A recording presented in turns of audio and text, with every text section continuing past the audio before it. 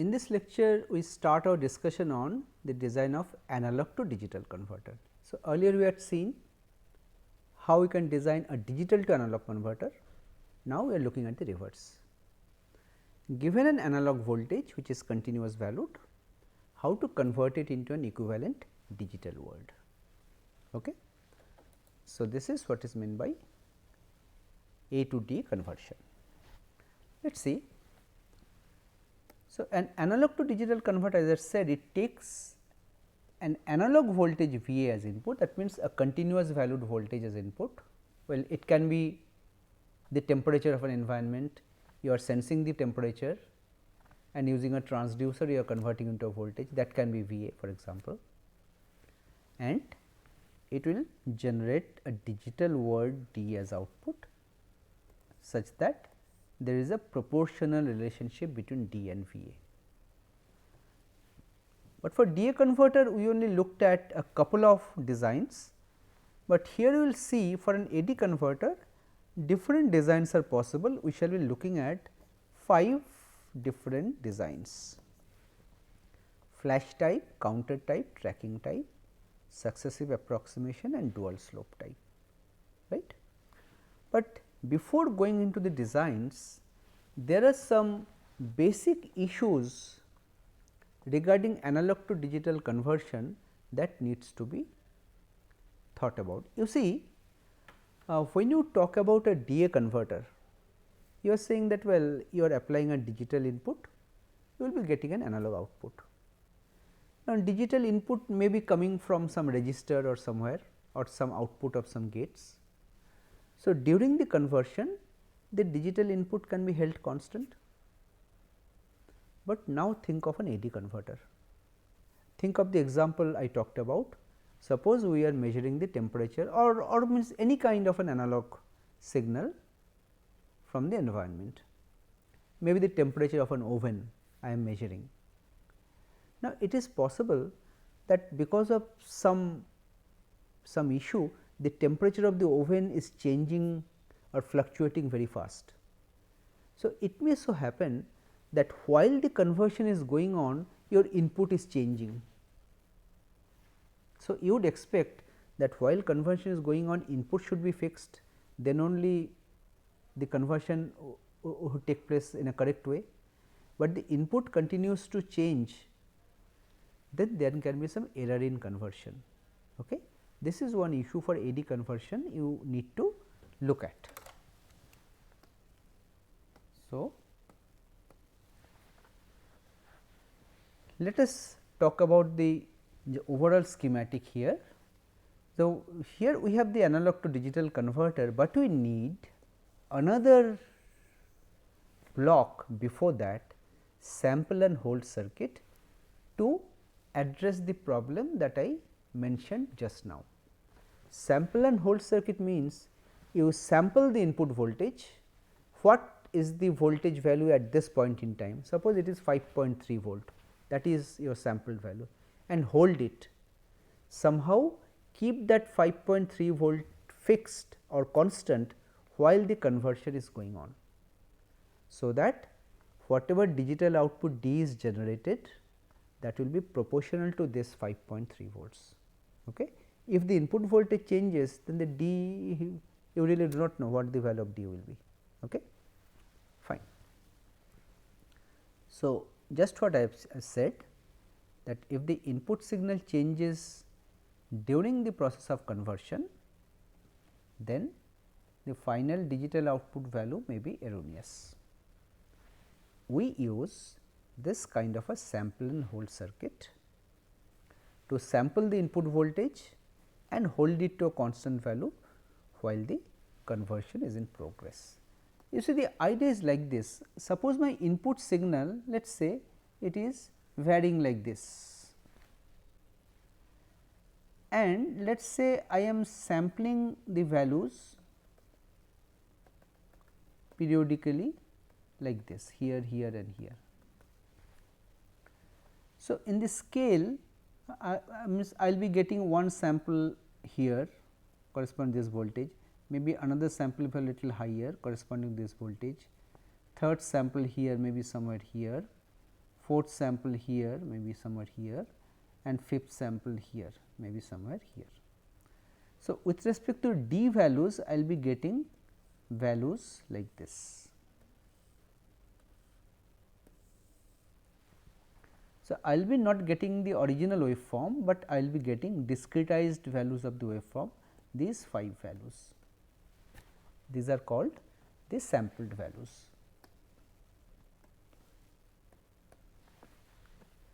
So, the sample and hold circuit, I am not going into the detailed design of it.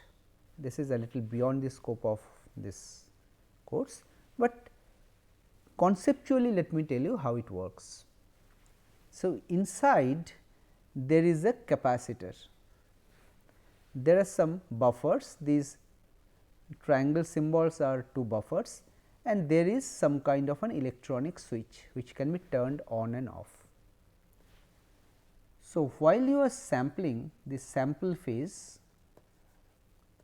your switch is on. Switch is on means whatever is your analog input A I, this voltage, your capacitor will get charged to that voltage. So, your voltage is retained in the capacitor, and during the hold phase your switch is turned off. Switch off means whatever voltage or charge was there on the capacitor, it will remain, the charge cannot leak through or discharge through any path. So, the input of the buffer will remain at that voltage, and this analog output will contain this sampled value.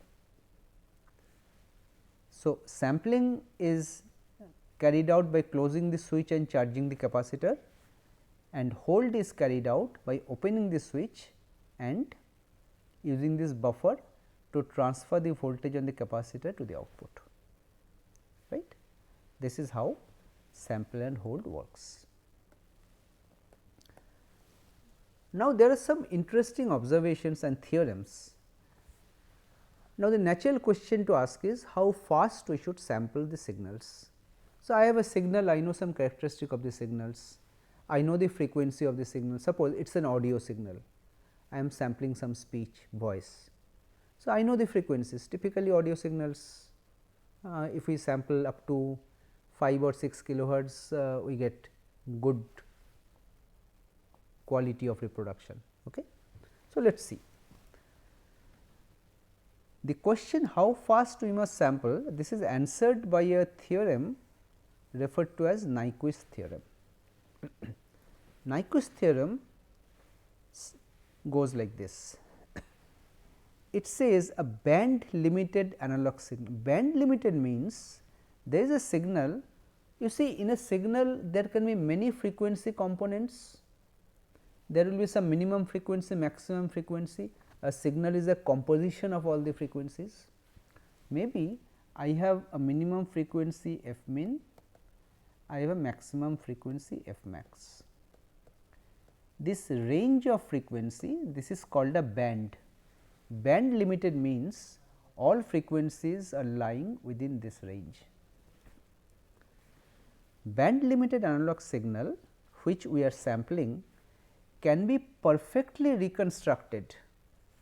Well, if we have a sufficiently large number of samples, if this is important, if the sampling rate f s exceeds twice f max, the maximum frequency in this range, where f max is the highest frequency in the original signal.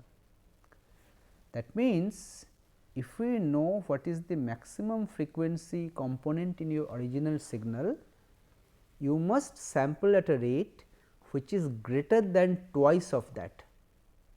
Nyquist theorem specifies this condition. Okay. So, if I know my maximum frequency is 6 kilohertz, I must sample at a frequency which is greater than 12 kilohertz. Okay. So, if you do not do it, then there will be something called aliasing error. I shall show some examples what is aliasing. Aliasing means because of this error, the sampled value whatever you are sampling, it will appear to have a different frequency than the original signal that you are sampling. Okay. And there is another kind of a theorem, or you can say postulate. This was by someone called Valvano's postulate. It says, this is just a rule of the thumb. It says again that if we know the maximum frequency in a signal f max, then if you sample the signal at least 10 times, then the sampled value will approximately look like the original signal. That means, the shape of the signal you can quite accurately guess from the sampled value. The previous Nyquist theorem says that you can reconstruct the signal. Valvano's postulate says just by plotting the sampled values, you can have a very nice idea regarding the original shape of the signal. Okay. So, some examples I am showing next, some sampling examples. This is with respect to Valvano's postulate. A 200 hertz signal, let us say a single frequency component, which is sampled at 10 times the rate. So, here I am showing a sine wave on 200 hertz. These blue dots are the samples, sample period, which is we are sampling at 2000 hertz. So, if you do not have the original waveform, if you only have the blue dots, just by joining the blue dots by straight lines, well, you will have a very fair idea how your original signal look like. Okay? Just join them by straight lines. You will have a very fair idea about the original waveform. This is what Valvano's postulate talks about.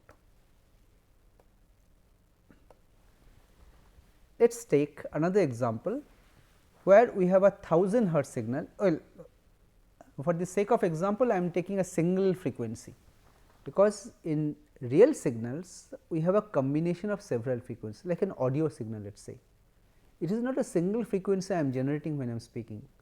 It is a combination of many frequencies, their amplitudes are different, they are all combined together. Normally, when you do a Fourier transform, we can find out the frequency components that are present in a signal. Okay? You need not have to go into the detail, but you see here we are sampling this 1000 hertz signal at exactly at double the frequency, not greater than double. Let us say exactly at double, what will happen? Well, it may so happen, this is an extreme case, that we are sampling at the dot points which are exactly in the middle, which means you see, let us say the signal values are ranging from 1000 to 3000, minimum is 1000, maximum is 3000. But if you sample at the blue points at double the frequency, you will see all the sample values are 2000. So, you will have an illusion, or means he will be having a feeling that your signal is constant always at 2000. So, that it is a sine wave, you are losing that information totally, but this is happening because you are not sampling at a frequency which is greater than twice f max. It is exactly equal to f max, twice f max you are sampling, right, but it should be greater than that. Okay? This is one nice example. Now, let us say we are sampling at a frequency which is much less. This is again an example worked out, a 2200 hertz signal which you are supposed to sample at a minimum greater than 4400, but you are, let us say you are sampling at only 2000 hertz. So, the dots of the sampling points are shown.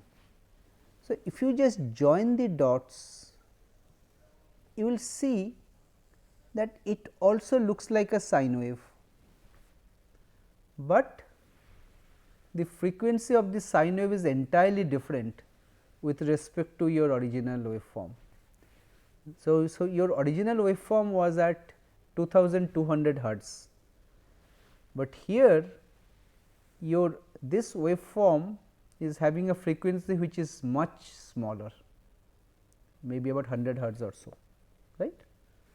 This is called aliasing, that because of improper sampling frequency, you may be getting some sample values where the frequency you are getting or you are guessing may be entirely different with respect to the original waveform.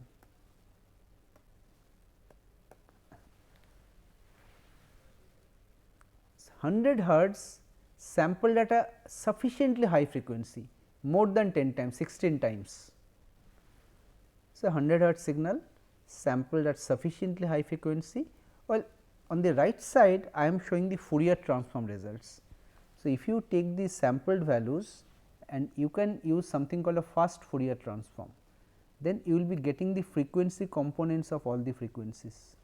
So, here you see that for this 100 hertz you have a maximum amplitude value coming. So, you are getting the correct result here, and for all the other frequencies amplitudes are showing as 0. So, there is no component, there is only one frequency component. Let us take another. This is a composite signal which consists of 3 frequency component. Frequency of 0, which is a DC component, that means average value is not 0, that is called DC, 100 hertz and 400 hertz, and you are sampling again at a sufficiently high frequency. So, again if you do a Fourier transform, you will see at DC 0 frequency you are getting a frequency component, at 100 hertz you are getting a frequency component, at 400 hertz you are getting a frequency component, and all others are 0. So, you are getting correctly, you are retrieving the frequency components. Okay. So, if you sample at a sufficiently high frequency. Let us take an example here where you are not sampling at a sufficiently high frequency. 15 hertz signal sampled at 1600 hertz, 1500 hertz. So, you see the sample values again, if you just join them, they appear to have a much lower frequency, and this will be very apparent if you compute the fast Fourier transform of the sampled values. You will see that not 1500 hertz, 1500 hertz is much towards the right, you are getting a very high amplitude at 100 hertz, which is wrong, right. In your original waveform there is no 100 hertz component, it is a single waveform of 1500 hertz. So, here aliasing is taking place. So, you should be very careful when you are choosing the sampling frequency, when you are designing the input circuit to an AD converter. When you are getting your input ready by sampling, you should be very much aware of the frequencies of the signals, okay, so that you know what is the sampling rate you should use, so that whatever you are sampling and converting, that is very much commensurate and corresponds to your original waveform, right. So, you look at a complete picture here. Suppose I am showing a schematic of a sample and hold circuit like this, and input voltage is coming and this switch you are turning on and off, let us say, and your input voltage is like this, this is your input voltage. And here I am showing a sampling, a clock kind of a thing, which tells you where I am sampling. I am sampling here, I am sampling again here, I am sampling here, here and here, right. So, with respect to the input waveform, I was sampling here, that means at this point. Then again after a gap I am sampling here, that means here, again here, then here, then here. Now, in between that I am not sampling anything. So, I am assuming that the signal is not changing. So, if I reconstruct the signal from the sampled values, it will look like this. This sampled value, then here I am assuming signal is not changing. Then again sampled value here, again signal is not changing, I am assuming. Next, the signal sample value is here, again not changing, again sample value is here. So, there is a drop, again not changing, again sample value is here, not changing. So, you see your original waveform is like this, your reconstructed waveform will be something like this, right. So, more frequent is your sampling, your reconstructed signal will be looking more like your original waveform, right. This is what you should remember. And now that you are trying to design an analog to digital converter, your ADC transfer characteristic will be looking something like this. That means, along the x axis you can plot your input voltage, which is analog, which is continuous, let us say from 0 to 12 volts, and in the output side you will be plotting the digital value. Let us say from 0, these are the digital value. So, even if you are applying your inputs continuously, the output value can only be discrete, there will be some discrete levels. So, there will be some jumps 0 to 1, 2, 3, 4, again this kind of a staircase kind of a waveform will be there, right. So, this we shall be discussing in detail later when you talk about the design of AD converter circuits. Now, the design of AD converter circuits will be starting to discuss from the next lecture onwards.